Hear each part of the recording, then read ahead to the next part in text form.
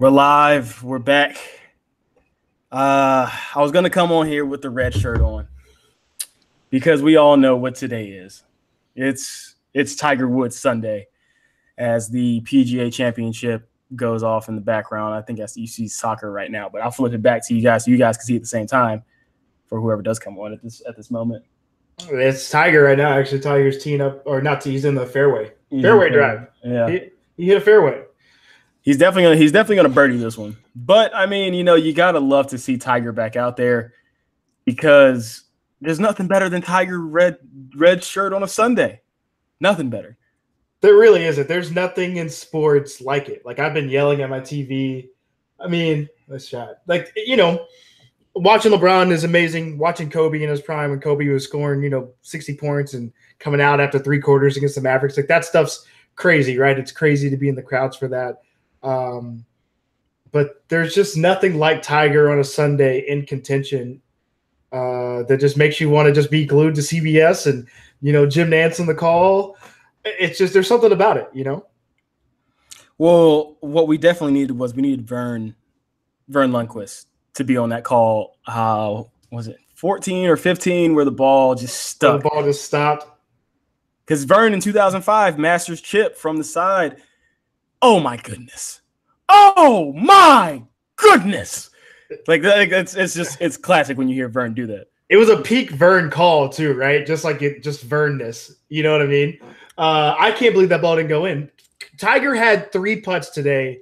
Those 3 putts go down. This first, the birdie putt on one, right? Mm-hmm. If that goes in, then that one you just talked about, and then the one that lipped out for par that he had the bogey on. Well, I mean, here's the biggest thing that Tiger missed out on, and it was the no-brainer birdie after the eagle attempt on 17 yesterday. If Tiger would have got the birdie from yesterday, that puts him at minus 14 right now. After everything, all said and done, he'd be at minus 14. Being minus 14, then coming to the 18th, knowing that you're about to strike this birdie. Let me look in the background. Yeah. No, Koepka's got this. Brooks played great. He hadn't played great, right? He started the day at 13 under. This could be a tough shot. This could be a tough shot here. I disagree. Ooh, actually, yeah.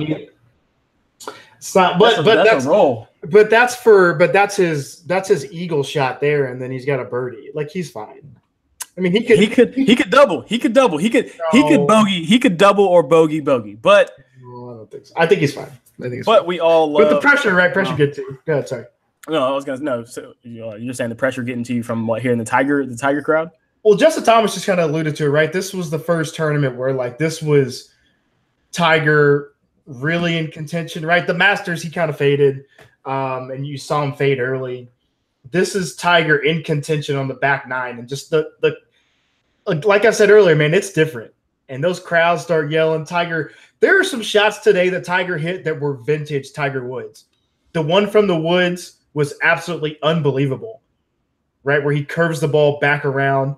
The shot on, what was it, 13, 14? No, so he bogeys. The shot on 15. No, shot on 16. That dropped in. It was 15. 15 dropped in, yeah.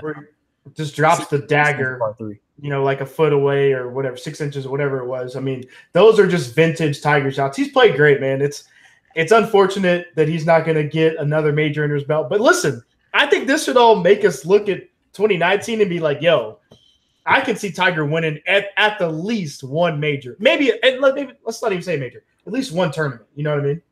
Get in there. Get in there. Let's go. I told you he was going to birdie.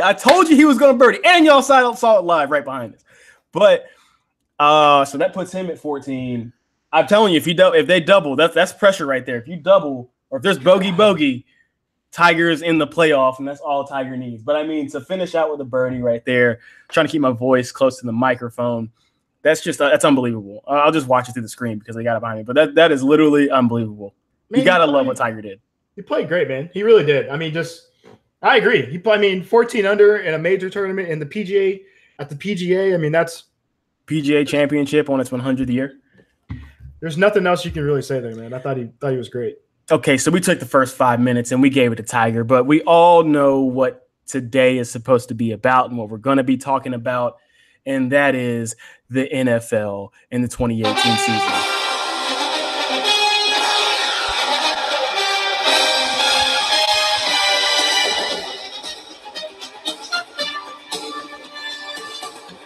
I will say, though, that music, honestly, it's timeless. As much as you can either hate the NFL, don't want to watch the NFL, you're indifferent, it doesn't matter, or you love it.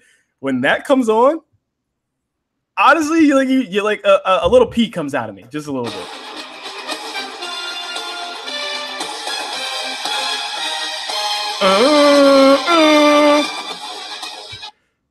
Don't tell me that doesn't get you revved up. No, it gets you hype. I mean, it's there's something about the NFL, something about the start of it, like you said. Do you miss Boomer? Do you miss Boomer being in Bristol? Do you miss him doing like the Sunday night NFL countdown stuff or the post game? I do, because he honestly brought so many viewers to ESPN to different like sports, whether it's baseball for the home run derby, football. I mean, he has the iconic calls. He and Stuart Scott started it off. I just think ESPN should have done him better for being able to infuse his unique voice and what he brings to like broadcast and doing it in small doses instead of just throwing him out there and leaving him out there for forever. So like take for today, like I took Vern Lundquist off of being the main broadcaster for the CBS broadcast, but you still infuse Vern in the small doses. So you're like, I'm still getting vintage Vern.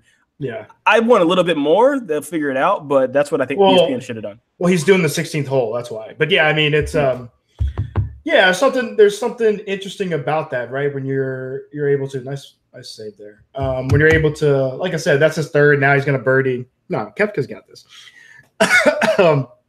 Sorry, we're going in and out of golf. I don't know. I think he might bogey. I've never seen America all pulling for the same thing since like when George Bush stepped up to the plate after 9/11 to throw the first pitch out. You're like, we need you to throw this strike here. Everybody's in agreement that they need like Tiger Woods. Like they want to see Tiger do well. We need the Tiger comeback. So like he's bringing America back together is the whole point. Right. I mean, it's the one thing that we universally can really kind of all be like, we're all rooting. The tough thing is, as you root for Tiger, like I like Brooks Koepka, I really like Justin Thomas. As you root for Tiger, you kind of have to not root against you have to root against guys that you typically like, right? Yeah, don't sugarcoat it. I'm rooting against you 100%. Not that I don't like you, because I love Tiger that much. That's the reason why. It's tough. Hey, man, top 3 finish in a major. I don't know if people thought we'd ever see that again from Tiger Woods. That's pretty unbelievable. You really didn't. And what you take the legends thinking, I forgot which golf legend said that, Tiger will never win another major, but you have him out here doing what he's doing. But like I said, you know what today is, and it is. Why do you keep doing this? Because it's awesome. NFL football, preseason's rolling right now. Good. I was going to say our Atlanta Falcons are 0-1 with a 17-0 showing against the New York Jets. But preseason is preseason. Were you going to kind of say like what my thoughts so far on how preseason's going, or? Yeah, I mean, it's preseason's tough to gauge a lot of stuff, right? A lot of guys are playing against people that will maybe not make the team. That's a lot, especially the first couple games, a lot of base defenses. You're not seeing a lot of stuff from a defensive standpoint. So offensively, guys, there's not a lot of adjustments being made out there, stuff like that. So is there anything that stood out to you from some of the rookies, like such as Baker, Saquon, Sam Darnold, as they played so far, Lamar Jackson? Saquon had a very good run. Obviously, everybody raved about his 39-yard run as his first touch. You could see if you haven't seen the video, go to our Twitter account. That's at To The Max Radio on Twitter, and you can see that run. We had a video posted, but good run there, and I think he finished strong. I forgot his total yardage, but he looked good, and he has a Le'Veon Bell style of running that he's kind of adapting into the NFL, being patient, not the hop. He's more hopping around a little bit, one cut and go, because he has that explosion. But Baker Mayfield really did impress me. Like Baker got that juice for real. Doesn't it? I mean, he really does. There's something about just his moxie, his demeanor on the field. There's just something that you just cannot replicate or duplicate with him, and it really it obviously showed against in that first game. Some of the throws down the sideline, obviously threw a touchdown pass. He looked great. Looked like he didn't miss a beat coming from Oklahoma. No, not at all. And obviously, when we finish up, everybody you can watch tonight. You have Hard Knocks coming on following Cleveland. There was a moment, I don't think that a lot of people would understand, but have you seen Hard Knocks yet? No, I have not. See, I love what Hugh Jackson did because so Baker came into practice and he's talking to him, and it's that whole viral picture of like Hugh on his shoulders, like talking to him. Okay. And he's asking him like, when did you come into the facility? Like, and Baker's like, I got here like 15 minutes before, or 30 minutes before, or something like that. And he's like, oh, when did Tyrod come in? And like he was like, oh, yeah, Tyrod gets in real early, does his own thing. He's like, oh, shouldn't you be doing your own thing? And that moment right there, pretty insignificant to the lay, but how sports goes. How even if you're a top 10 recruit or a big recruit, like coaches want to see you. You're always interviewing per se until you're at the Tom Brady level. You're always on the clock, and everything you say and do and every action that you have is always being judged. And that moment right there was Hugh Jackson being like, okay, you're the number one pick, but wait, you didn't want to come in earlier? You didn't want to try and get a little film in or get a little workout in? Like, so I liked that because it was grounding Baker just a little bit. I don't know if he probably realized it, but it's a small coaching thing as well. And it sucks if you're not a top recruit though, or a top prospect draft pick, because you come in 15 minutes early, you think you're being on time, but they're like, why aren't you here like 2 hours ago? Next thing you know, you're a 5th round pick. You're getting cut because they don't think you're dedicated enough. And that's the fickle part of the NFL that I don't like, or about just sports in general. Like, yeah, you're dedicated, but sorry, I wasn't here 3 hours early when Tyrod Taylor was doing a 5 a.m. workout. Like, I'm not trying to do that.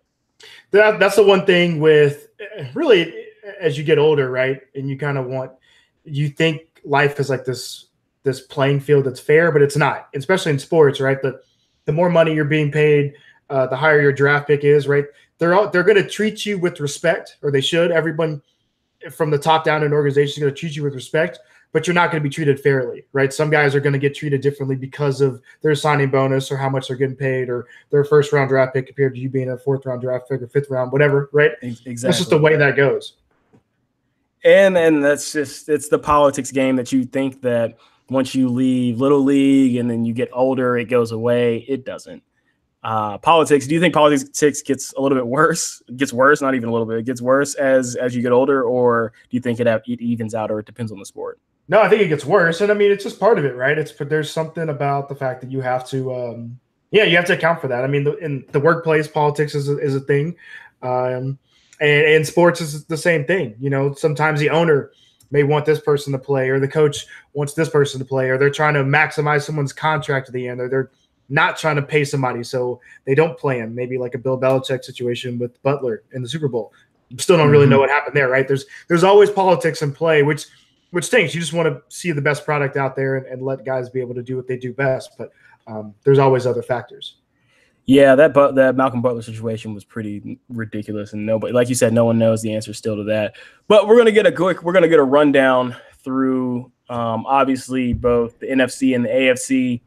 Talk about the draft picks that most teams acquired through the 1st round, or just in general, really, and then give the kind of the overall outlook for where we think the season's going to go, and who the outbreaking star will be that nobody really heard about, and also and obviously finish up with the Super Bowl champion at the tail end of it all.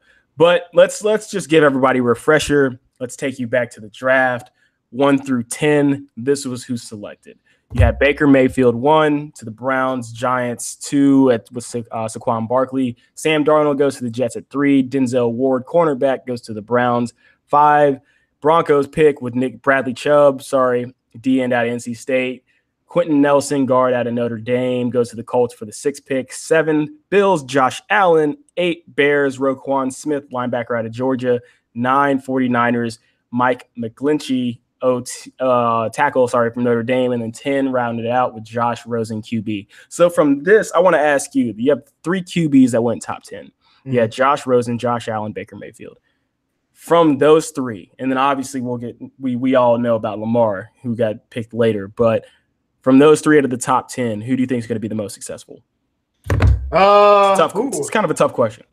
If Roquan Smith ever signs his contract, I think he'll be the most successful. No. QBs. I was saying from those 3 QBs, not from the top 10, but you can answer that one as well. So you think Roquan Smith from the top 10 is going to be the most successful? Yeah, and if I'm taking those 3 QBs, man, just me, I go back to just the moxie, and I don't think he should have been drafted first since they already gotten Tyrod. But to me, Baker Mayfield is just dude that's going to have this, 10, 13-year career, be an all-pro, be in playoff games, and just make big plays. You're going to remember Baker Mayfield.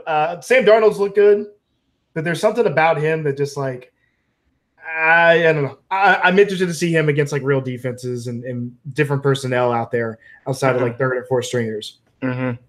And yeah, it's kind of. I mean, what are your thoughts there? Baker does have that it factor, and then after watching the first preseason game versus the Giants, I mean, Buddy looked good. Obviously, he's started the whole second half. Tyrod looked good in the first, but I think Baker has the most upside, and I don't think it will happen because you can't trade away a first rounder like that. But imagine Tyrod just balls out. They go playoffs. Would you trade Baker to New Orleans as Drew Brees is on the down end of his career, and then pick up a big buku boatload from New Orleans for draft picks, knowing that Tyrod can take you for the next 3 or 4 years? I mean, it's definitely possible. So I think it goes the other way, though, right? I think as Baker gets more reps and understands what he has to do within the NFL, if Tyrod balls out, and say the Browns are teetering for playoff contention, I can see them trading Tyrod to a contender, right? Maybe to a team. Say the Jaguars are hey, we want to upgrade. We've got this great defense. We need a guy like Tyrod Taylor to lead our offense, or someone like that. I can see that happening as opposed to them. You don't spend the first pick of the draft to trade him away midway or after the first season. I mean, Christian Hackenberg, second round pick, he's already gone. He's with the Eagles today. He got picked up out of free agency. Obviously, not the same caliber player as Baker Mayfield, but just making that point slightly. I mean, but that's way different, right? Christian Hackenberg was throwing 20 picks in practice.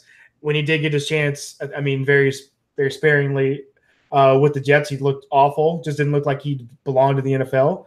I think a very different perception there, right, for those two players. So from that division, up in the AFC East, do you still see New England Patriots it's a no-brainer? Number one, Pats take the AFC East. You have New England, Buffalo, Miami, and New York Jets in there. It's terrible division. Yeah, it's such a bad division. I don't see anyone challenging out of that division. I don't see anyone. Honestly, I know we're going to go around it, but I'll just make the statement now. I don't know anyone that's challenging the Patriots, anyways, in the whole AFC. But yeah, in their division, yeah, there's no one challenging them.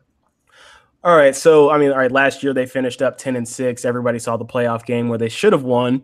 The Jacksonville Jaguars when they went up into Foxborough. Yep. Not being biased at all, not because obviously I'm not the biggest Pats fan, but I'm saying by saying they should have won, they literally should have, having the lead and then going very conservative in the second half. But finishing 10-6, you got Blake Bortles coming back with all-time confidence. You have Leonard Fournette in the backfield as well. Traded away Hearns to I forget where is he at now, or he's at the Cowboys. Agency. Yeah, so you have probably one of the best defenses aside from the Los Angeles Rams in the NFL. You don't think that they can be a strong contender for challenging New England again? I mean, I think the thing is can your defense carry you for a second year? And we've seen it time and time again, right, where defenses have these crazy, amazing years. They're young. All it takes is one or two injuries on that back end or in the linebacking core to really decimate them and put them in a really tough position. Mm-hmm. And the other question is can Blake Bortles make that jump, right? We saw a few games there late in the season where he started to get things going, started to be able to make some plays in the passing game, but can he be consistent enough for them game in and game out to have a 10-6 record, right? They really relied on Fournette and that defense. That's just in today's NFL with how people score, it's really tough to do that. I don't think he's ever made the turn over. I really don't. And it's nothing against Blake. I mean, it just kind of is what it is, and the player that he is today. But if he does make that jump, right, the Steelers game is an example where like he had to make plays, and he goes out there and does. Yeah, because the Steelers, I mean, obviously Big Ben throws a ton of picks early, but then they start scoring, and then it becomes this back and forth, and the Jaguars obviously push ahead, and the Steelers can't catch up. I mean, if he can do that consistently, yeah, I mean, the Jaguars are a contender. I just don't know. I just don't think he can. So they got Marquise Lee out on the outside, obviously from USC, draft pick a few years back. Dante Moncrief, was honestly a huge fantasy pickup, but then had the injury bug kind of strike him. Yep. And then you got Blake Bortles, Leonard Fournette, obviously, TJ Yeldon backing up for Leonard, and having that 1-2 combo, D.D. Westbrook backing up Marquise Lee. So they do have weapons. It just all depends, like you just said, on Blake Bortles making that turn, which I don't see it happening. But with his play, it was adequate enough for them to go 10-6 and then make it all the way to the AFC Conference Championship. Yeah, it was. So let's take it to our conference, the big conference, the only conference that matters. Sorry, division that matters. I keep having to flip from NCAA back in NFL, and that's the NFC South. Okay. With them dirty birds. Shout out ATL. Shout out Julio, Matt Ryan. But you got the Carolina Panthers, Tampa Bay Buccaneers, New Orleans Saints, and the Atlanta Falcons. Where do you see us finishing in the division? It's tough. I actually think the Panthers are in the conference, not division. Same thing. I'm with you. So I think the Bucks are going to be last. I don't think they trust or know what to do with Jameis Winston right now.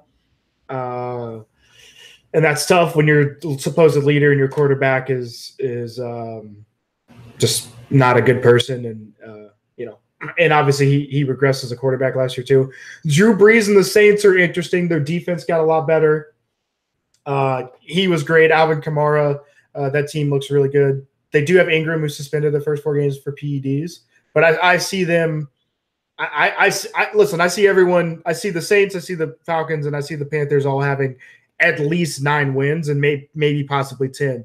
Kind of very similar to where they were last year. But to me, to be honest with you, I love the Falcons. I don't see a 12-4 in them. I think they'll go like 10-6, but I think the Panthers will go like 11-5. I think the Panthers got a little bit better defensively. They added one receiver for Cam. Cam looked really good against in limited action there against the Bills. Against the Bills, yeah.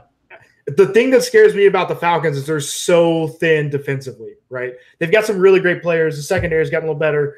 But if any of those guys are Connor Allen, Trufant go out, the Falcons are in trouble defensively from a secondary perspective. What you mean in trouble? We got Bleedy Ray Wilson, UConn product in that secondary. That's nothing against Bleedy. Love Bleedy. Shout out. But that extension. Boy, you want to back it? I mean, no team's going to have a Trufant sitting as a backup, because then that player is going to leave and go sign a contract elsewhere. Like, that's how that rolls. I think we have solid backups. But no, what I'm saying is, right, like, they play a very similar to what the Seahawks do, right? And you've seen over the years when the Seahawks have not had their pieces there, it's tough to just plug and play guys, right? I agree with that. Into something that's as difficult as this system is to run. So that's the only thing from my fear. But I think also the Falcons have a kind of a tough schedule too. So I see 10-6, but I would love a 12-4 season. You can see it too if their offense does what we think it can do. So the Falcons open up at the Super Bowl champion Philadelphia Eagles in Lincoln Financial. Then we had then the Panthers coming into town next week. Then we have the Saints. Then we go Bengals, Steelers, Buccaneers. So I don't think we have an off week until the Buccaneers. Obviously, Jameis will be back for that game, but I'm Is still he? not afraid. Yeah, that's Been in the first 3 games, right? that's the 6th game this season, so he's back. Oh, okay, yeah, you're right. Sorry. So that's basically kind of a bye week because they're still going to be figuring things out. That'll be Jameis' 2nd game back. The Bucks have so many weapons. It just comes down to Jameis making Jameis throws, and that is throwing right to a safety. I was going to say a seam, but the seam is laid out on the hash mark in a cover 2, and you see the safety sitting right there, but you're like, I'm going to squeeze it in there anyways when it's not open. So like he makes throws where you love it when they are completed because you're like, God, that takes a lot of balls. That's a gutsy throw. Mm-hmm. But then you also sit back and you watch and you're just like, dude, why would you make that throw? So that's the ups and downs with Jameis, and that's where his big yardage comes into play. But when you get him inside the 20, the numbers are just drastically different. Yeah. But the Falcons do have a tough schedule to start out with.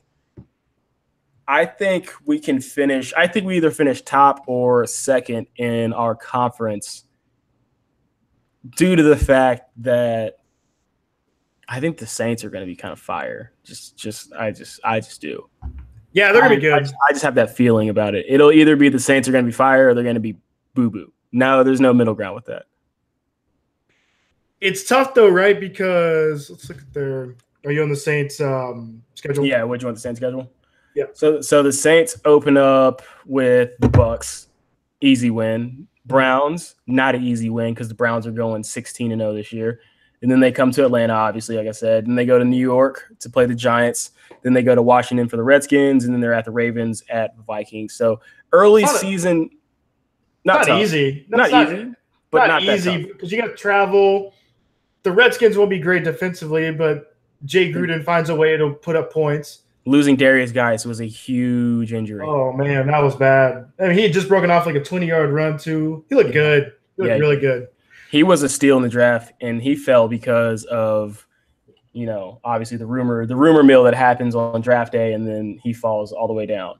What was the rumor? What's the rumor? It was basically character related. So you have that infused on draft day, and you saw him slip down the board pretty far. But he was a steal in the draft, and I feel bad for him having that ACL tear on, like you said, on like that 20 or 30-yard run that he had. Yeah, it's tough. I mean, but that's not easy, right? And then obviously the Vikings. The tough thing too with the Redskins is, listen, Alex Smith changes the team, right? He changes the dynamic. And what, I mean, we'll talk about it, I guess, but what happens with Kirk Cousins up there in Minnesota? So that's not an easy schedule there for the Saints. Outside of, like you said, I think that first game, I think they should win. Honestly, I think Kirk Cousins is going to fit in really well into Minnesota because he's accurate. He won't lose you a game, and he has more weapons, I think, more reliable weapons on the outside and inside with Stephon Diggs making the big he's on the outside as well, but making that having his big contract extension. And then you have Thielen also on the outside. You get what's his name back from Florida State, Dalvin Cook. I couldn't think of his name for a second. Yep. So you get him back as well, coming fresh off the ACL tear, but you already have McKinnon that's been there and just tearing it up. So I think they have a lot of weapons and will shoot again to make it to the NFC Championship game, even though they had a little luck on their side as the safety slipped and Stephon Diggs caught it and ran all the way in. I was saying all last year, that's what they need. They needed your boy. If you really wanted to go to if they wanted to go to the conference championship, they should have looked at the tape from 2013. You know who was locking Stephon Diggs up left and right all across the field? Your boy. I talked about that this past week. I talked about that over work. I was like, my brother locked down Stephon Diggs one game. My boss went to Maryland. So I had to throw that tidbit out there. But yeah, man, it was that play is so crazy because who was that dude? I know he said some things on Twitter that were kind of funny or just the rookie free safety. Yeah, he'll learn from it. It's learn from it. How did you not know in the situation what to do? Yeah. God, I can't remember his name right now. It sounds bad. The only thing I have in my head right now is Sterling Sharp, Darren Sharp, one of the hardest hitting safeties in the league. Shout out to the video. Greg Jennings tearing his ACL. Yep. That's vintage YouTube right there. That was like early YouTube. That's like one of the first like viral YouTube videos. I told I broke my leg, blah, blah, blah, blah, blah. Dan Sharper, one of the hardest hitting safeties in the last. So like I can't tell you his name. That's the only, but you don't learn from that. That's just one of those mistakes you just don't make. But I guess in that sense, you do learn from it. But I do think they're going to make I do think they're going to make a splash for the South. I would love for the Dirty Birds to finish at the top, but I need to see a little bit more from Sarkisian as a offensive coordinator who hasn't really been proven to me. I do feel bad for Matt Ryan because he's gone through OCs, over and over again. But Sark, I want to give hope into him, but I'm not seeing the cohesion that I need from the offense. In year 2, obviously they've only played one game. Matt Ryan, he suited up, but he didn't take a series. He took one series. Yeah, it took one series. Yeah, there's no need for him to be out there. Yeah, so I mean, I hope the Dirty Birds come and do something big, but I want to wait till about week 4 before I really. It's tough. I think they're going to be in the playoffs. I just don't know. They had a tough one, and there's Well, we're Atlanta. We don't miss the playoffs. We just don't do anything more than the first or second round, whether if that's basketball, baseball, or football. Atlanta is the place where dreams come to die when it comes to the playoffs. We are very consistent in making the playoffs, but then everything goes downhill once we get to the playoffs. Yeah, and then you have the Super Bowl, which I still can't talk about. Because like the Panthers started out with the Cowboys, right? And like I don't think that team's gonna be great. Then they play, like you said, they play us, aka the Falcons, in Atlanta. So you hope home field advantage there gives Atlanta that one. But then they've got the Bengals, a bye, then the Giants, the Redskins, Eagles, tough game. Ravens, maybe they'll be okay. Bucks. Then they play the Steelers, it'll be a tough game. Then the Lions, the Seahawks, who I don't think are going to be good. Then the Bucks, Browns, Saints, and they finish up with Falcons, Saints there at the end of the season. So their end of the season's tough, but I don't think they have a ton of tough games from teams right now that you think are going to be really good. Yeah, I don't see. I see Carolina kind of as a non-factor, and I'm a big Cam fan. But I mean, let's just break down who you have offensively. I've never been sold on Devin Funchess. Let's remember Devin Funchess was a tight end at Michigan. Let's not forget that. Did get split out wide. Yeah, I was going to say he gets split out wide.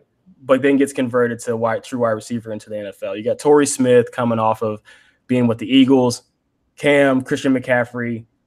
You have, I think, Jonathan Stewart not being there. Well, Jonathan Stewart's with the Giants now.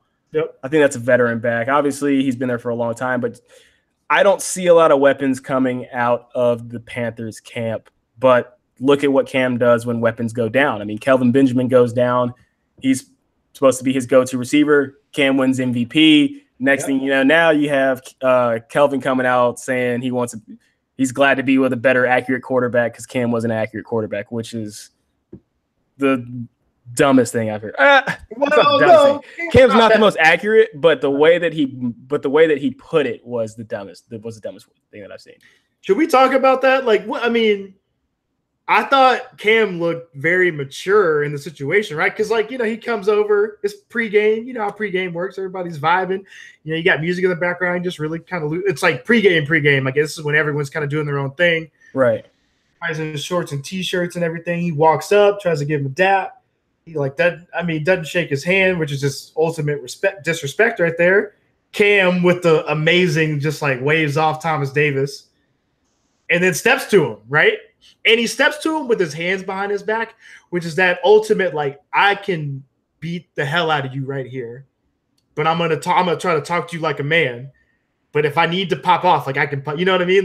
Because when he did that, right, he kind of puts his body out there, which made Kelvin Benjamin have to naturally back up.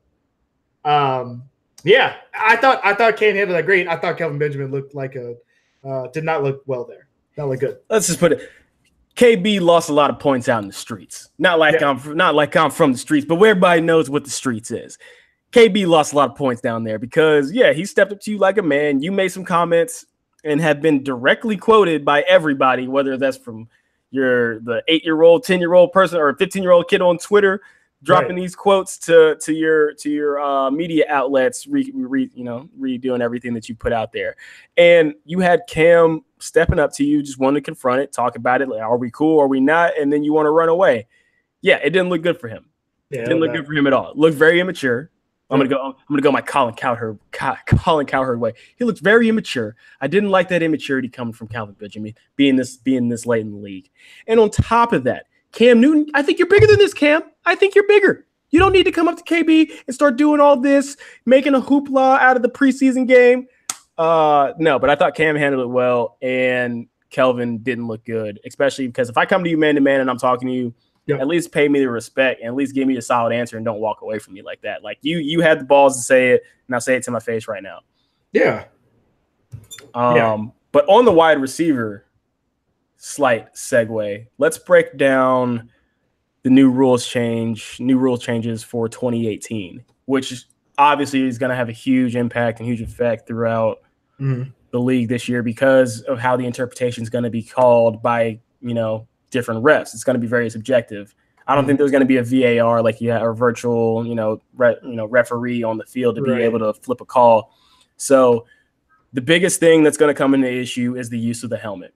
So for this year, it's the official rules are the lowering of the head. The officiating standards for the use of the helmet rules are lowering the head, not including bracing for contact, initiating contact with the helmet to any part of the opponent. Contact does not have to be on an opponent's head or neck area.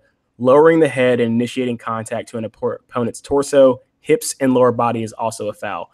Making contact on an opponent, both offense and defense. That's the biggest issue right there that you've seen from, I don't know if it was Randy Moss that came out that said it, or I've seen wide receivers saying, like, how can you play the game now? But I love that add-in because look at running backs.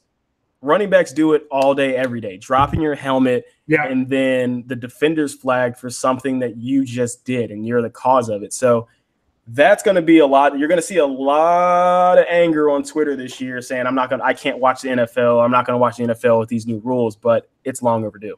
Well, it's going to be – here's the tough thing. They're in a position where they have to think about player safety in a different way in 2018, right? We know how concussions go and all those other things.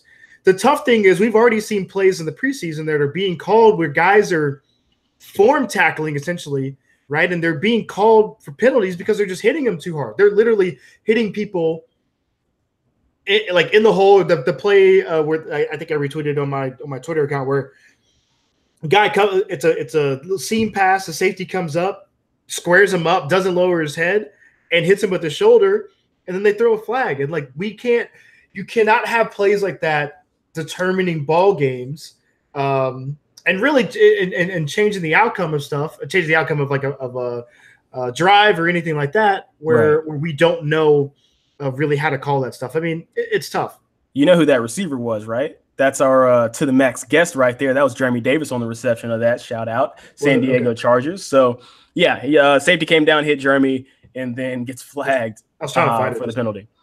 But I'm with you on that one. That was a textbook tackle. And if for people that haven't seen it, imagine a seam route coming down or a go route coming down the middle, wide receiver catches the ball, safety squares it up eye to eye, and then basically rugby style tackles, but where the helmet hits, it's even though it's straight up, makes the contact at the base of the helmet for the receiver. Yep. It's gonna be wild this year. It's gonna be a lot of angry fans because it's going to be a huge blown call that's going to happen.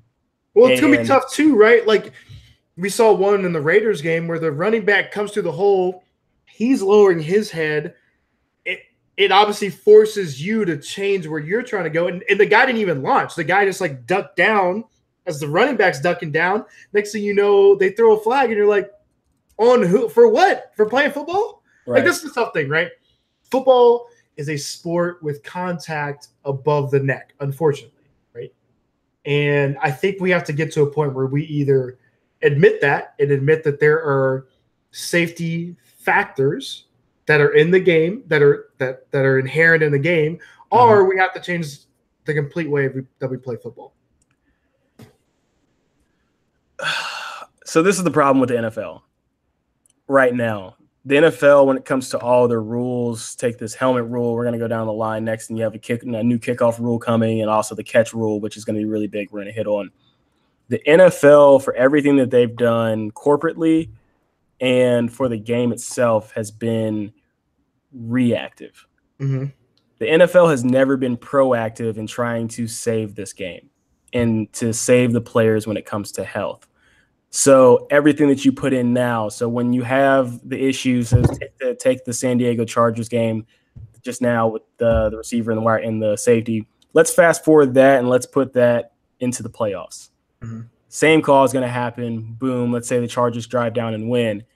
Why not implement this rule and then do what soccer has and have a virtual referee assistant, or like how they take it to Secaucus, New Jersey, like the NBA does, and you have that secondary system in play and already in place to help correct calls. So if you do that with these new rules, that's one step ahead for the NFL, which they're not doing. So it's all on the field, and then that's it. I think by doing that, that's more proactive, and instead of coming back and being reactionary to everything that's been going on. But if they keep following this line, the NFL is going to see they're going to have a big problem about 4 years. About 4 years. Very big problem. It's tough, man. It's tough to watch that. Well, what's really difficult, right, is we've grown up watching a certain product. I think baseball's in the same scenario, right? You grew up watching the aesthetic, of something, and then you come back to want to watch those things and have that same enjoyment, and you aren't finding that. So when you're losing that enjoyment, or you're just like dumbfounded over calls or what's happening in front of you, it naturally just turns you off, and it makes you essentially decrease your fanship and not really want to come back to that product. And that's where, like you said, instead of the NFL, the NBA is a perfect example where they truly work with their players and coaches and everybody to make sure that the rules are fair. So a really easy example, right, is Kevin Durant kind of started that rip through move, right? Mm-hmm. Which it's a smart basketball play. Like if a guy's too close, you just rip through it. It's a foul, right? But everyone was like, hey, like that shouldn't be 2 shots though. Like you can tell they're clearly trying to just get a foul call. Okay. So the NBA heard that. They said, okay, let's understand what these guys are trying to do with the rip through. The next year they implemented it like, okay, you can do that if it is called, right? If the guy gets caught with his hand in the cookie jar, essentially, then we'll just make it a side out of bounds, right? You don't get 2 shots on it. It's little stuff like that. I bet they do something with Harden step back this year because too many people are like, yo, that's a travel, right? And exactly. They'll do the same thing with that. It's these little things that the NBA is always making sure that their game from an aesthetic standpoint, right, from a player standpoint and coaches and feedback standpoint, they're making sure that they're staying up the times. The NFL does not do the same thing. Exactly. I think that you spelled that out just perfectly. It's going to be interesting. I think they will come back with something for James Harden because he does travel all day, every day. But yeah, with the swipe through, I mean, it's perfect for how you're supposed to do the rules. So take, for instance, the new ruling for the catch rule. So now they've, come out and, fully defined exactly what the catch is. And so these are the 3 key points that referees are looking for when it comes to the catch rule or for a catch to be valid out on the field. Mm-hmm. 1, the player must have control of the ball. That's a given. Get 2 feet or any other body part down. And then this is the biggest part, and that's 3, make a football move such as a third step, reaching or extending for the goal line to gain, which is the add, or having the ability to perform such an act. So that's speaking directly to the Pittsburgh Steelers game versus the Patriots, where the tight end reached for the goal line and then they deemed it an incomplete pass when it should have been a touchdown. That was unbelievable. Unbelievable. Everybody can tell it's like, dude had the ball and he's making a move. And then you go to the Super Bowl and then Ertz does the same thing and then they rule that a catch. So now you have it in writing, reaching or extending for the goal line. So this rule should have been put in place 3 years ago when you had the big discussion with Des Bryant. Oh, yeah, the Des catch. That's a tough one, right? Where the thing with me on that is like in real time, that's a catch, but he does bobble the ball and then he goes down and then he does bobble it when you slow it down. No, he doesn't. But to me, yes, he does. Remember, because he did. Do you remember the play? I remember the play. Right? It's Packers down the left sideline, catches it. It's not a bobble. It's a way he was positioning the ball to then move it out. No, but so by definition at the time, right? Like you have to securely have he never did until like he really went down. But the tough thing is in real time, like that's a catch. To me, if we're outside playing, like that's a catch, right? Because he also took 3 steps. But the tough thing is like when did he make a step, and because it was inclusive. I actually understood it. I didn't agree. I think you just have to give him that one. In that sense, I don't think you overturn that. But I agree, right? That's what started all this stuff is the Dez catch, Calvin Johnson's right back of the end zone. Matt Stafford like throws it up. He goes and catches it. And essentially, that one was a long time ago. Yeah, just like put the ball down. They're like, oh, you didn't have control. And he's like, what do you? I did like this. That was big. It's like, do you not know that I'm Calvin Johnson? Right. But then the rest of it goes, a player no longer must control the ball through the ground for a completed catch. And movement of the ball does not automatically result in loss of control. If a player loses control of the ball, it is an incomplete pass if the ball hits the ground before he regains control, or if he regains control out of bounds. So that Calvin Johnson 100% been deemed a catch now. But like, why take so long to adjust the rule now? Right. That's the whole thing with the NFL. And then obviously the last rule, or the other 2 rules, are as the kickoff rule, where now everybody stands on the 35-yard line. You can't be a yard away from the 35, so you can either be at the 34 or slightly. And that's as the kickoff team. The kickoff team then can get the running start or can take off after the ball is kicked. And then from the return standpoint, you can't have a wedge anymore. When a wedge is two players or more joining together to go down and block. And then you have to have a dedicated number of players on the kickoff team outside of the numbers, inside of the numbers, and then on the other side, outside the numbers as well. It's kind of a lot. The only thing that I know what's going to happen is the returner is about to get blown up. When I say blown up, have you seen Alabama's kickoff team highlights? That's exactly what the NFL is going to look like. So that's my thing, right? Is I get why a wedge would be unsafe, but you're also now putting the guy with the ball at a disadvantage with guys running full speed. Right. If people, because essentially it's making it so it's one-on-one matchups. It's one-on-one matchups, and you don't get a running start. But that I don't think that helps, right? It's still like a guy's running full speed at a guy that's kind of like flat-footed, essentially. Exactly. So if I'm a special teams coordinator for any NFL team, I'm taking my fastest players that are over 200 pounds. All my fastest players are over 200 pounds.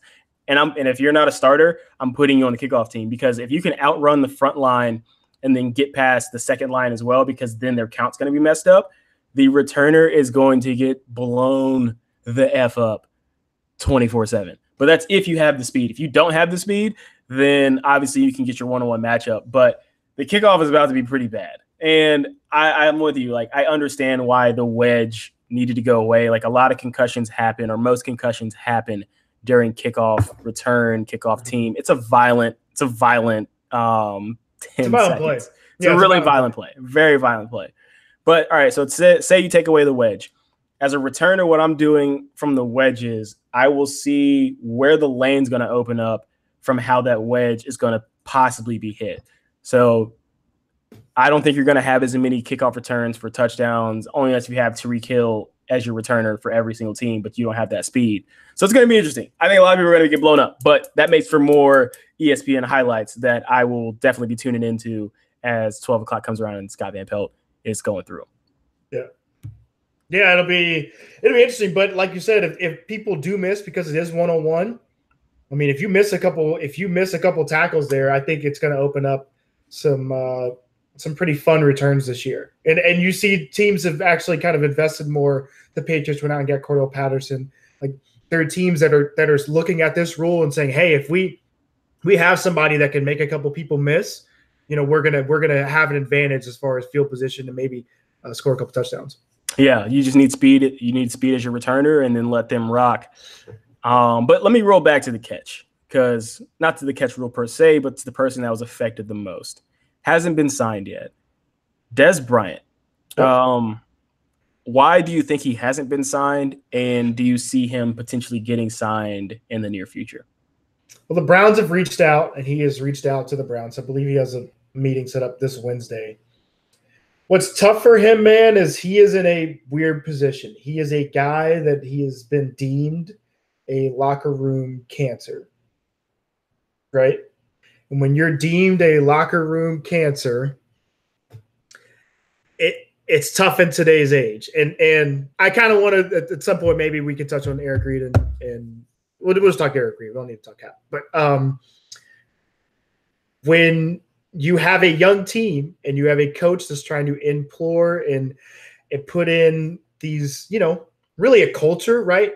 Bringing in a Dez Bryant is tough. That's why I thought Green Bay actually worked, outside of like maybe Aaron Rodgers just didn't want him there. But for me, Dez Bryant only works with a team that has a culture. And I'm not saying the Patriots, because I don't think they would take a flyer on him. They also went after Eric Decker, and there's a ton of jokes you can make there, but blah, blah, blah. There's a lot of jokes. So I think that's where he's stuck, man. He is stuck because he has this reputation. And it's also a true one, right? Like, he doesn't show up on time to meetings, like does his own thing a lot of time in practice. Like, he has a bad reputation of being a not great teammate and not a great like locker room person. So, and does his talent warrant, like, he's not what he used to be, right? He's not as fast. He doesn't get off the line as well. He really only runs a couple good routes. And he's still a good like red zone target, but like, I mean, you can go out and find people that can do kind of the same thing almost with him, right? Maybe. I don't know. That's where I look at it. The thing with Dez, he's going into his 9th year, let's say 8th year without having an injury. If he's not injured this year, if he plays. The thing with Dez is you have 3 years where he had over 1,000 yards. So let's take his last year. Obviously, Dak isn't the same caliber of passer that Tony Romo was. But for being targeted 132 times last year and only having 838 yards, that's awful. Yep. And that's where everybody's looking at it. It's like, if I'm Dez's agent, the only thing that Dez should be putting out, aside from his angry tweets back to the Cowboys camp, which I think Stephen Jones baited him perfectly. Oh, yeah. If you go back to the quote, I don't have it kind of direct quote fully out the top of my head. But no, Stephen Jones didn't bait him. He baited him. No, did you? Oh, he baited him. No. Wait, did you hear the whole quote? Yeah.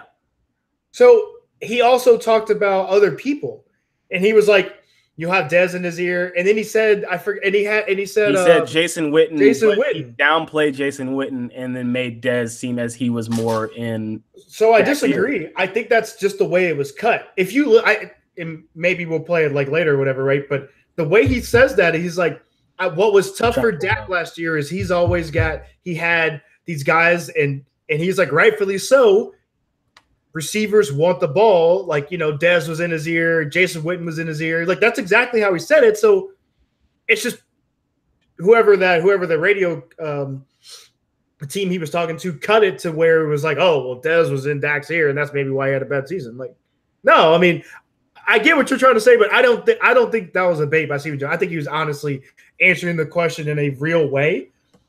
And then, all right, this is the exact quote. He goes, "Dak has got to trust the system, which at times last year there were pressure with Dez in his ear, and to some degree Jason in his ear. Those great players want the ball. The some degree is the portion that's in my mind. This is just me. It could just be me, but in my mind, to some degree separates Jason Witten and takes him out from being the diva and then amplifying and keeping the diva aspect on Dez Bryant. You don't say, all right, if it would have said to some degree Dez and Jason being in their ear, that's even across the board. But to say just outright there was pressure with Dez in his ear and to some degree Jason Witten, you're downplaying Jason Witten. And our to the max guest, B. Jones, says Jay Witten be out here talking on the field, but you never know that. So like he downplayed Jason Witten because Jason Witten's a legend for the Cowboys. No, he downplayed. I think he plays up the fact that, and what we all know, right, is Dez demands and wants the ball, and then he also says, "Oh, well, it's kind of like when you say something like, oh, that person was doing it too," kind of, right? It's like it's that way of putting something out there. I agree. I mean, it obviously makes it more of a caveat the way he puts it, but he also says Jason Witten. And listen, guys come back. I mean, we hear it all the time, right? If you are a big time receiver, you want the ball, 100%. You want the ball, and you come back to the huddle, and you're like, "Yo, I was open. Like, throw me the ball." And everyone knows that. So this idea that like that was tough on Dak is kind of ridiculous too. It's like, dude, you're the quarterback. Like, you throw the ball to whoever you want to. Yeah, but I mean, I think Jones obviously knows what he was doing. Shout out to Ralph saying Jones is being shifty out here, and he was. That's what I think he was. That's what I think he was doing. He knew Dez would respond back, but Dez is hurting himself. All Dez and his agent needed to be the only thing that needed to be released out of their camp was Dez as a slot receiver being able to work the route tree in the slot. Yes, I'm putting so much emphasis on the slot because everybody knows Dez can only run. Let's go slant, go, and then let's go with a 15-yard comeback from the outside. That's really his route tree. He's got 3 routes, and as a corner, that's what it is. And then if you know his tell for if he's going to be running a dig, it's covered. And that's no knock on it is a knock on Dez because at this point in your 9th year in the league, look at Julio Jones, same body type. I'd probably say faster, but you have the hands to match a little bit, but Julio can run inside the slot, and he's worked on his craft that way. And he can run so many routes, right? So many. Like he's not Antonio Brown, and if you haven't seen the video of Antonio Brown cutting up Joe Hayden on Bleacher Report, I suggest you look at it. But yeah, I mean, he made brother look bad. He made brother look bad out there on that one. I mean, he had him twice. He had him on the outcut, then he got him on the up. He's like, ooh, man. He did a double move on him 5 yards outside from the end zone. Unreal. That's unreal footwork. No, but that's the thing with Dez, right? It's like, does his talent now match up to what you're going to get from a locker room perspective? I don't think it does. I don't think his talent and his production is going to warrant that, and teams have stayed away. But I also think, as we've seen every season, especially lately, right, there's going to be a receiver that has an injury, and I think Dez's services, unless he signs with the Browns, is going to be needed. I agree with that to some part. I think he will be signed by week 3-ish, regardless of an injury, because at the end of the day, it is Dez Bryant. Like, it's Dez Bryant. Come on now. Yeah. Like, I think he'll be a great addition if he. All right, so let's say he goes to Cleveland. Yeah. They opened it up, got rid of Corey Coleman to the Bills. Yeah. You have Josh Gordon, who looks, from all intents and purposes, in top shape from the pictures I've seen, and can still ball. Has 2 years on his body from not being able to play. You got Taylor Gabriel in the slot, and then if you added Dez on the outside this is going to be the problem, is the payment. Do you give him the veteran minimum? Yeah, for a 1-year deal? Yeah, you essentially bring him in to be a red zone target, right? You bring him in to be a big body where you throw those fades or you throw those slants, and that's what you use him for, because you've already got guys that can just go out and make plays, and Jarvis Landry's going to catch 100, like he's caught 100 balls the last 3-4 seasons, right? Like, that's what his job is. You bring Dez in to be this third down, this guy 25 yards in that comes in and really and he also at that time, right, he demands that coverage. You have to think about him differently as opposed to just like having him in line trying to play every down. So right. If your team is built and you can plug him in like that, I think it's perfect. Dez puts up numbers and then he can go get another contract. But if your team's not, and then Dez is sitting on the sidelines a lot, he's not getting the ball, then what happens? I agree with that. And I think he would be a good coach because I'm honestly, I'm going to watch it tonight, but I'm falling in love with Hugh Jackson as a coach because he's the new age style. You obviously have, what's his name, Todd Haley sitting over there, old school, and the other coach. I don't know if you've seen Hard, but I haven't. I'll watch it. I'll catch up tonight. But they're old school coaches, and Hugh was a new school style coach and knows how to connect his players. Like basically the argument was there's a soft mentality here. Why don't we have our injured players dressing out for practice just to show the rest of the team that they're ready to work? And he's like, and then also doing some drills. And then Hugh's just like, I don't want to risk losing somebody by doing that for another 4 weeks or 5 weeks. Really talking about Duke Johnson, blah, blah, blah, blah, blah. Right. And like, but having you to re-aggravate that injury when there's no point of actually doing that because it's camp. Right. So I think he could be a good fit. And I do like what Ralph kind of said on this. He's like, Stephen Jones making this comment when Dak is, or not Dak, but Dez is a free agent. So it was dirty. It was dirty all around. And if he gets signed by the Browns, I think that's going to be big for him, but you just got to see. He needs to put out a video saying that I can run routes in the slot. And then I'll be good. Yeah, it's so easy right nowadays. Like, you got to show. I mean, Dez is big, man. He's got to be able to show that footwork, show those hips, and get signed. All right, like we did for college, let's take the wagon around the wheel around the league. Don't even know what that saying is, but it's going to be a new saying. Let's take the wagon around the wheel. Okay. AFC East, you already have the Patriots coming out number 1 for that conference, correct? Mm-hmm. Yep. All right, let's take it to the AFC North. You got the Steelers, you got the Ravens, Bengals, and Browns. Yep. Who's your first? Who's your second? Yeah, Steelers, obviously. Retooled defensively. Probably maybe the last year for Big Ben, maybe. Last year for Flacco, possibly, because as they transition? Yeah, I don't know. I mean, you could tell as the preseason's gone on, and they had the Hall of Fame game, and they've had another preseason game where his look to Lamar is different, right? And I don't really know why RG3 is there, but he's there. So maybe, right? If Joe doesn't do if Joe does what he's done the last couple of years, I could definitely see them putting Lamar in and just seeing what happens. Yeah. The Browns are interesting, right? I think the Browns are interesting.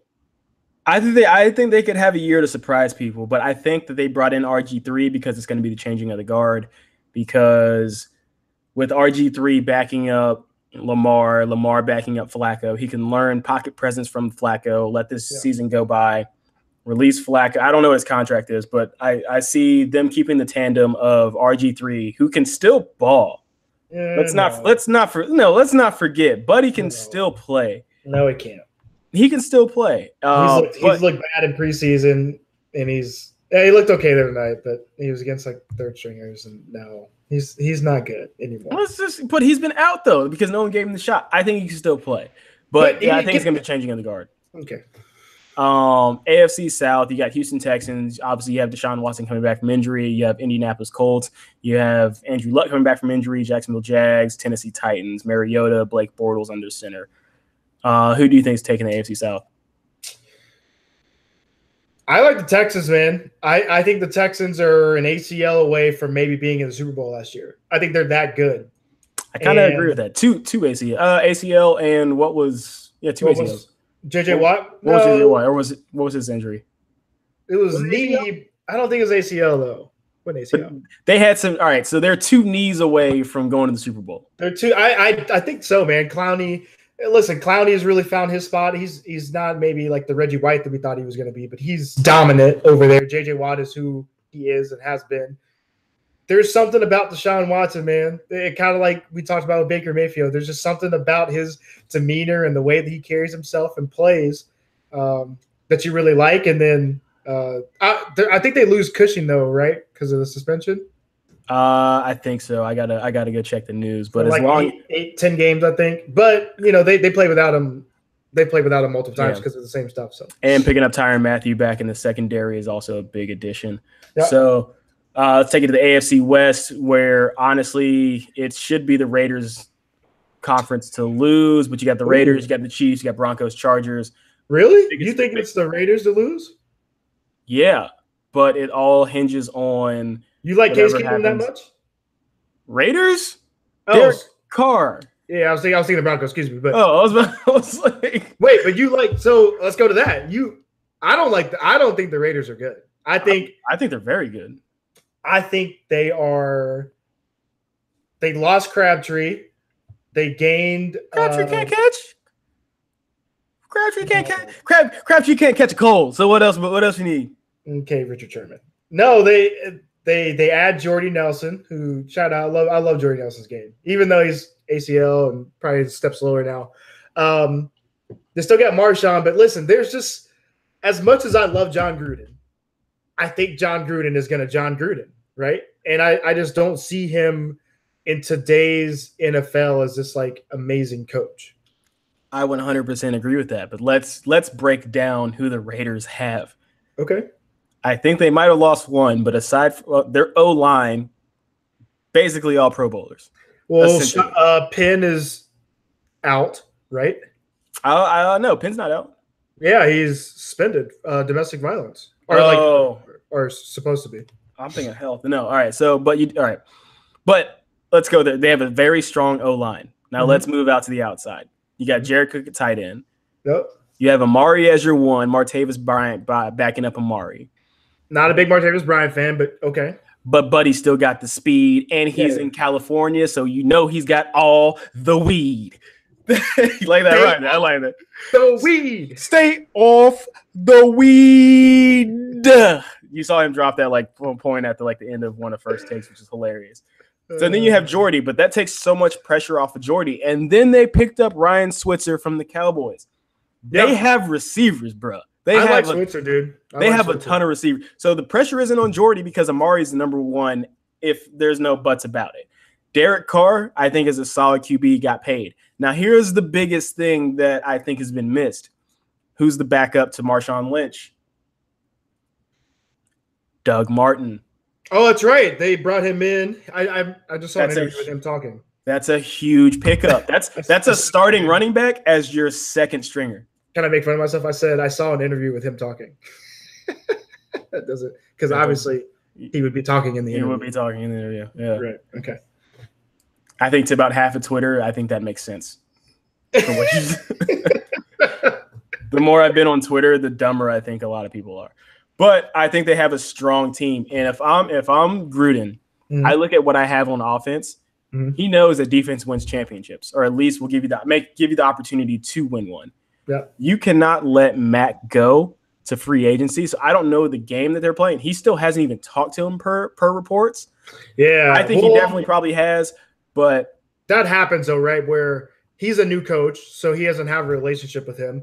The agent, I'm sure, has been like, hey, if John Gruden reaches out to you, let me do what my job is to negotiate for you.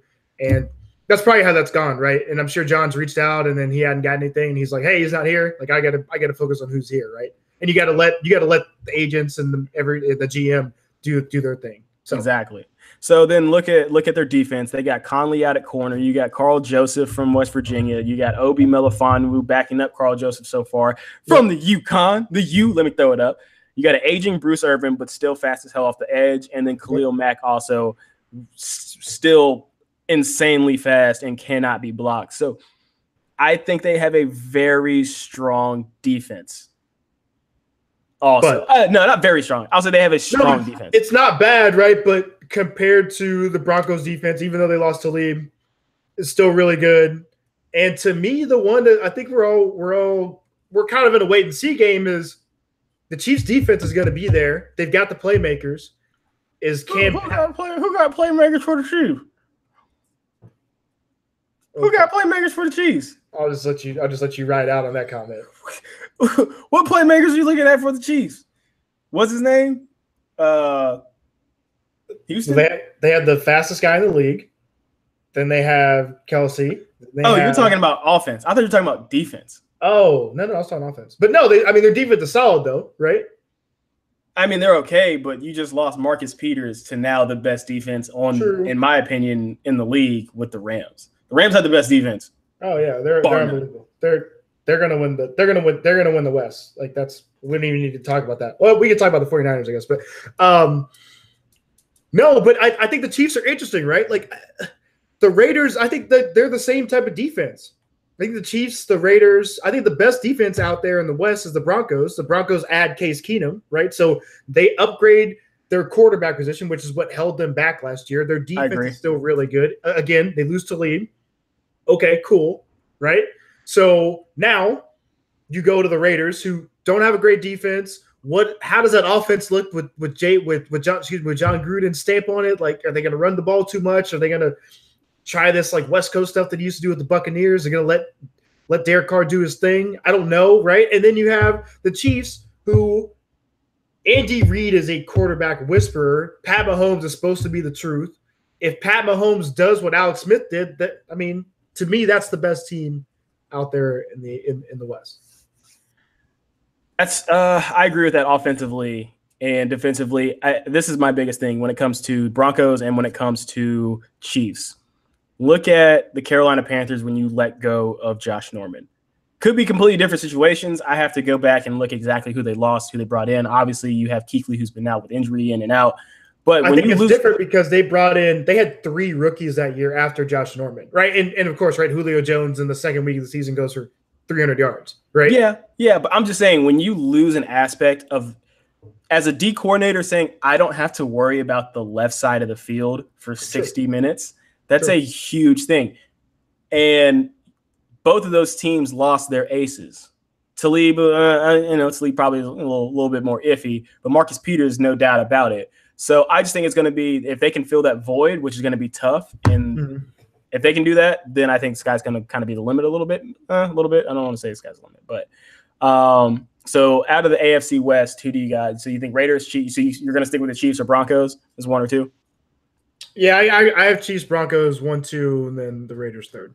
All right, we'll fly through the NFC real quick. We'll just go 1 out of the East. You got Cowboys, Redskins, Eagles, Giants. Eagles, I think they get Wentz back in maybe week 3 or 4, and then I think they're the best team in the East. I can agree with that. I think the defense for the Giants can be pretty stiff. You got Ogletree addition in the middle. Yeah. But I think Eli's going to hold them back, and they didn't put anybody behind him. Which is true. That's true. So the jury's still out. The verdict's still out for the offense, but I think defensively they'll be fine. They had one of the best defenses last year. So with that addition of Tree, they're at least going to be within 3 to 7 in every game. NFC North, Minnesota Vikings, Green Bay Packers, Detroit Lions, Chicago Bears. We had our big talk about Aaron Rodgers, but I think it's going to be the Vikings to lose with the addition of Kirk Cousins. Yeah, it'll be interesting, right? Kirk, listen, we've talked about this on multiple pods. He at times puts your defense in some situations. We'll say it like that, right? And does he control the ball enough and not turn the ball over to just maximize what that defense is, which is great. Also, though, another defense which is really good, but they're an injury away from being one of those like, oh, now like you're missing this piece and you gotta, you know what I mean? They're kind of a weird. They're built very, very thin from a defensive perspective. So, but yeah, I mean it's the Vikings to me to lose, and then I think Aaron Rodgers will get them in the playoffs because he's Aaron Rodgers. Yeah, you can never bet against Aaron Rodgers.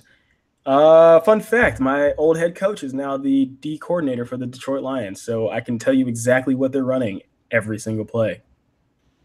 And I will have a little segment. We will have a segment called T-Mac Calls Defense for the Lions, because I know what the Lions defense is going to be, which is actually going to be really funny. But okay. I guess that's more so to me, I guess, than anything else.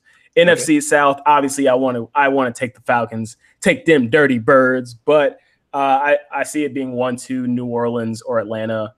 It's just going to swing however that rivalry goes, I think.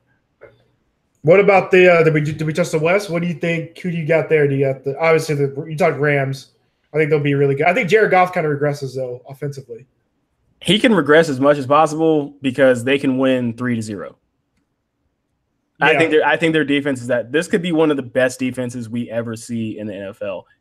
This is one of those trades where Roger Goodell should have vetoed it, like they did the trade to Chris Paul in the NBA to the Lakers to make that duo happen. Because Aqib on the outside, Sam Darnold in the middle, you got Marcus. You can't throw on this defense. On the inside, you can't run on them. I just wish that Ogletree didn't leave, because then you really couldn't do anything about this defense. Well, the tough thing, right, from up the middle perspective. So Sue. Oh, my bad. I forgot about Sue for a second. I don't know why I had his name and just forgot it.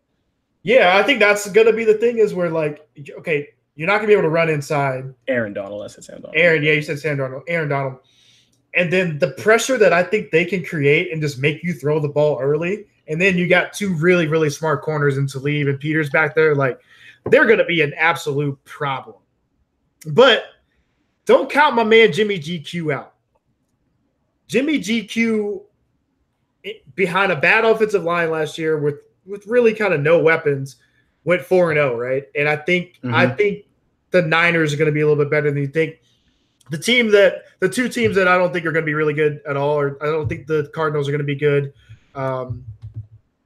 And I do not think the Seahawks have – I just don't think they have a lot. They've lost a lot. They don't know what's going on with Thomas back there. He's obviously not in camp. He wants to be traded.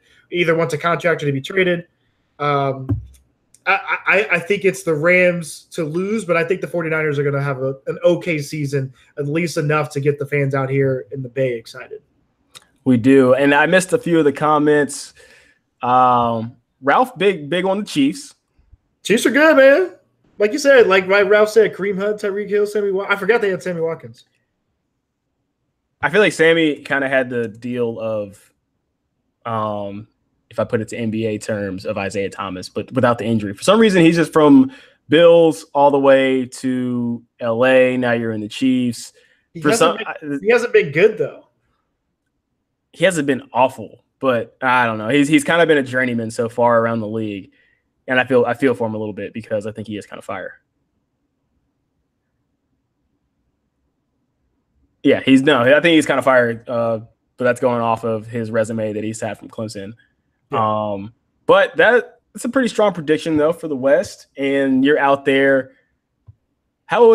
Have you been able to have you been able to go to the game yet, or did you go to the preseason, or are you just waiting for the regular season? So my first year here, I was at that game where Cap goes like 90 yards against the Chargers. I was at that game, and he actually like comes at me in the end zone. He like comes at me. It was pretty crazy. And then last year or a year and a half ago, I got to see the GOAT Tom Brady play. I'm not a Patriots fan, but you have to just respect greatness. And you have to. It was pretty amazing to watch Tom Brady play. I'm not gonna lie. Like, there are a couple plays where he like did some things and like just manipulated the pocket and like made throws on target. And you're just like, man, he is really, really good. So that was cool. Well, all right. So here you got way too early prediction for the Super Bowl. Who you got coming out the NFC? Who you got coming out the AFC? You want to just do like winners and then go down for there? Let's just go. Who are you going to see in the Super Bowl? Okay. I'm actually going to do this. I'm going to do this right here. Okay. You heard this here first. I got Falcons-Patriots rematch. Falcons winning 28-18. In Atlanta, in the Mercedes-Benz. No, Atlanta's next year. It's Minnesota this year. My bad. No, Atlanta's this year. No, it's this year. Why would Atlanta's this year? Why am I a year off?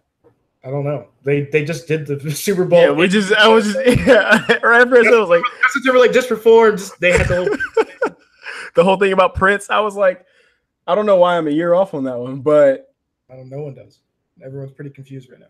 Atlanta could make history in being the first team that has home field to play at their home field and home field advantage to be the first home team to play in the home stadium. I'm gonna have Expedia up ready if that's happened. Just clicking the flight. Well, this is what I'm going to take, because I know the Atlanta Falcons, being like an Atlanta team, will always let you down. It's nothing on any of the players for Atlanta. It's just an Atlanta curse. So whoever needs to carry Madam Zeroni back up the mountain, that's what we need to happen to lift this playoff curse of making it every year and not doing anything, and let that go away. So I can't put that on golf. I really like the Rams. I really do. Just defensively, I really like the Rams. I'm with you. And Gurley looked amazing last year, and I think he'll continue to be great. He's going to be off everybody's board by the 5th pick in every fantasy league. So yeah. I'm going to take the Rams. You can't bet against the Patriots out of the East. But I'll either go with I got the Raiders and Texans in my head right now.